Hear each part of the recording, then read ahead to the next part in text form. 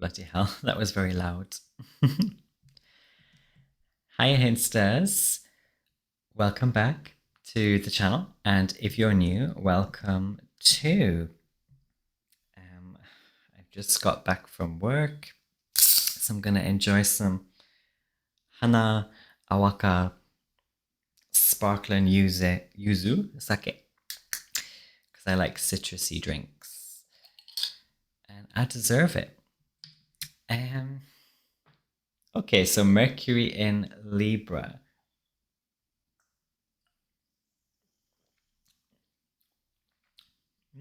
That's well nice. Anyway, Mercury in Libra and the Mercury Retrograde in Libra as well. That's what we're going to talk about tonight, this evening. It's evening here. And this spans the period August 26th to October 30th, 2022, with the retrograde officially starting September 11th, station to go retrograde, that's Mercury stationing to go retrograde, beginning to go retrograde on the 9th of September, and then retrograding all the way back to Virgo on September, I'm drunk already, September 24th, and then Mercury will go direct on October, or start to go direct October 2nd, officially on October 4th, and enter again Libra on October 11th. Finally, it will be done on October 30th when it enters Scorpio, and we'll talk about that transit in a couple months. So, as is often with these ingress videos that I make, these transits, we must assess the host of the sign or the temple. Signs are temples that Mercury is entering. To find out how Mercury will be greeted and to know the setting of the tone for this Mercury in Libra transit, which includes that retrograde back into Virgo. But before we touch on the retrograde, let us hop back to August 26th, a few days ago, when Mercury left Virgo and ingressed Libra. Virgo was the temple of Mercury's exaltation and domicile. So naturally, as it leaves this temple, it loses a little dignity, though this is not a great deal because Mercury is peregrine or neutral in the sign of Libra. A lot of people would argue that it does pretty well in Libra, Libra being an air sign, but traditionally speaking, it's more on the neutral side. It is, however, I think more of a lightening or a coming down to more rational ground, less hypocritical, anxious-minded sort of ground, and more to something balancing as Mercury enters Libra, as Mercury transits Libra. And as I mentioned in my Virgo season 2022 video, which you should check out if you haven't already, Virgo season is a bit like the after party cleanup of Leo season. It's a bit like having to sort something out while you're hungover. Or you've got like a headache and you have to do something annoying anyway. But Mercury, now in Libra, does make things more extroverted, more bulshy, like there's a wedding party going on outside, but you are in your room having to finish a project or a report, or you have to decorate or do whatever. And like you're not angry, it's very nice and you send your blessings and all the rest of it, but you also can't be there right now yourself. That's a lot of what this can be. And one thing I do like about seasons like this, or transits like this, when Mercury leaps ahead of the sun into the sign coming after the solar season, by which I mean, in this case, Mercury ingressing Libra, which is the sign after Virgo, while the sun has just started to transit Virgo. What I like about this kind of thing is that Mercury brings quick and digestible messages and inklings about the upcoming Libra season, while we are also illuminating in Virgo season and in Virgoan ways. It's kind of like a 2-in-1, and I really like it. But we do have to be aware of these messages, cognizant, but at the same time not obsessively superstitious or develop a hubris about the messages that we receive. And remember, this is Virgo season. It's a shadow season.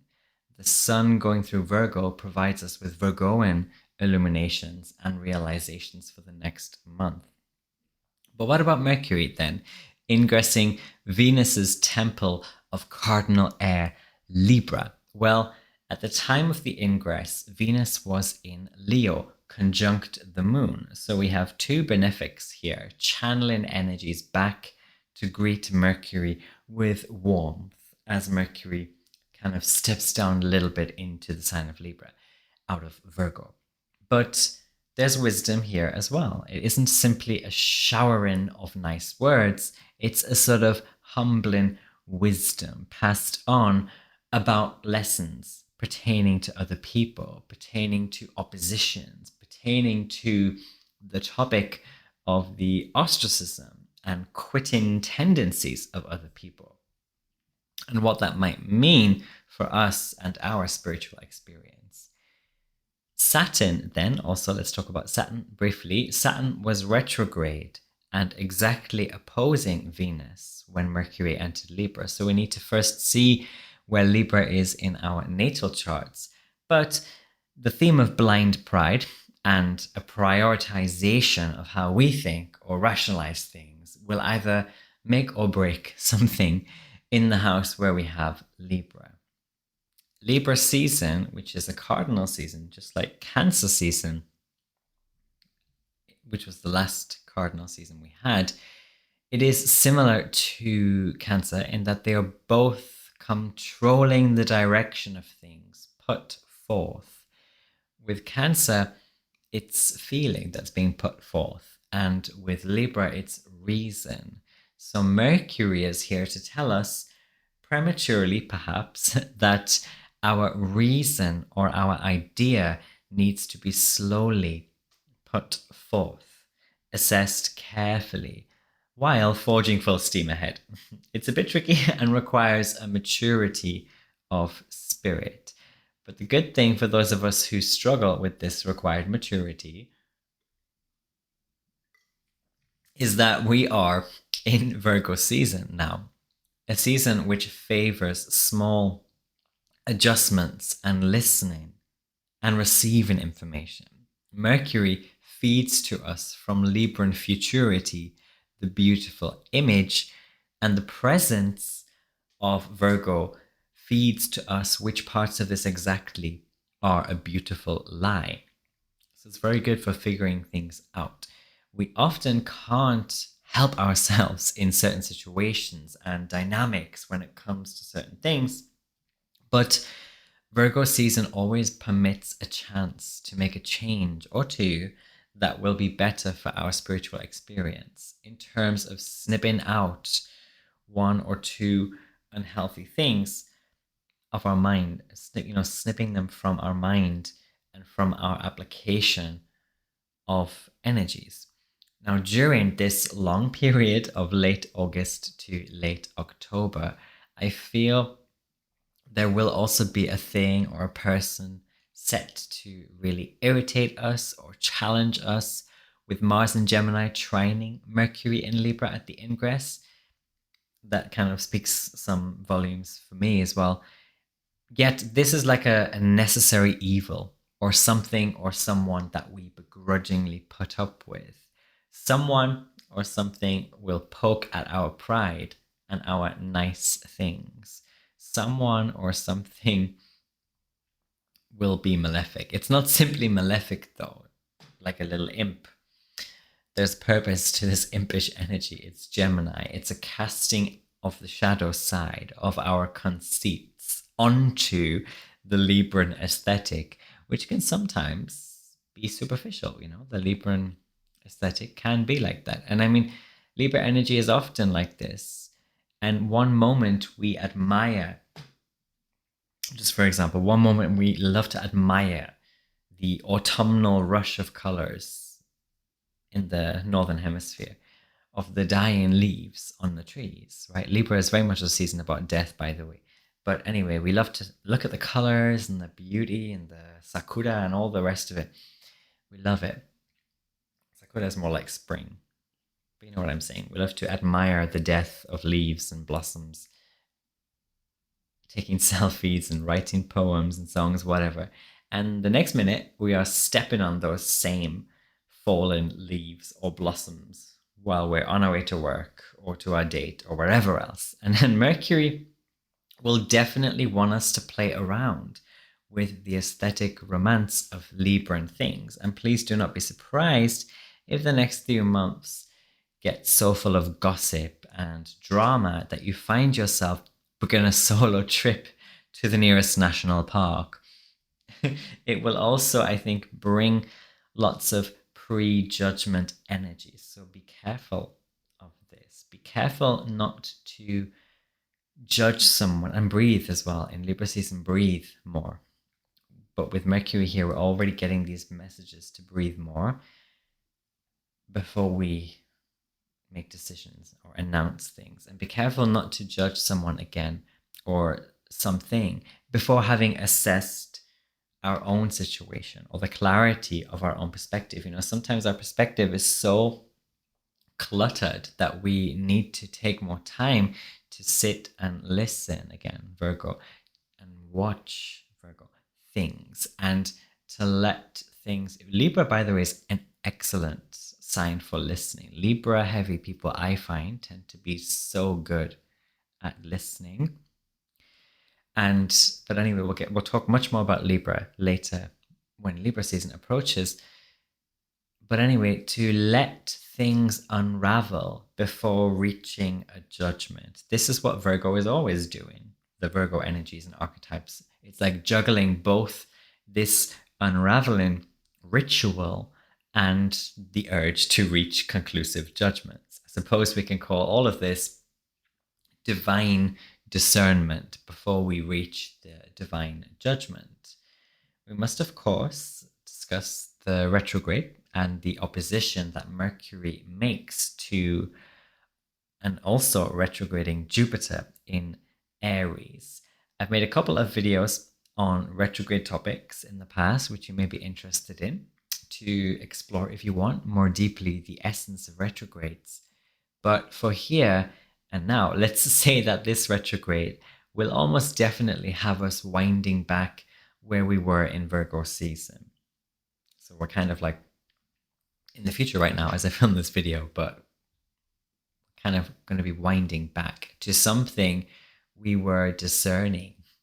And as for a Mercury-Jupiter opposition in cardinal signs, there is huge potential, I feel, here to make this period a closed book sort of thing, to force, water to be run under the bridge once and for all, and to be like done and dusted and happy to reconcile on new terms or to start afresh somehow.